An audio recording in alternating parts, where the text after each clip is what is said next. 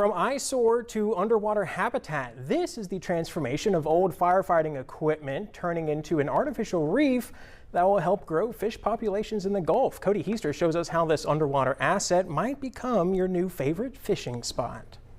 What was once a pair of rusting steel structures at the Fort Lakes Fire Department is now heading to the bottom of the Gulf. Chevron partnered with the fire department and state agencies to transform unused industrial equipment into an artificial reef. This is a really good showcase of how partnership and collaboration could result in something that's going to be a long-lasting benefit for the marine habitat. The project includes a 31-ton propane cylinder tank and a steel tower once used for firefighter training. It's going to enhance our opportunities, number one, but it just continues to build the reef program that is so important to maintain them fish so that everybody on the coast can go and do it.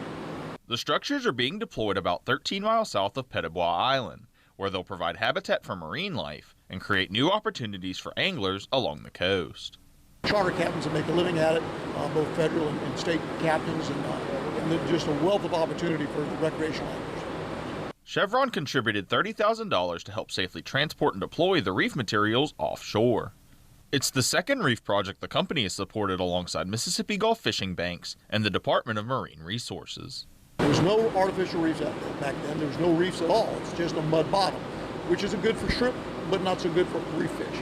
Beyond the fishing, leaders say projects like this give old industrial materials new purpose, cutting waste and improving the health of coastal waters. Those steel structures down there, they're not going anywhere. That's going to be a place where fish can continue to grow, thrive, and reproduce. And so it's going to have benefits long, probably past work here.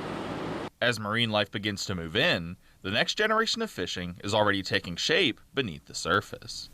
This reef that we've deployed is going to have lasting benefits to years to come. It's just a really great thing, I think, for the fishing community here on the Mississippi Gulf Coast. In Jackson County, Cody Heister, WLOX News Now.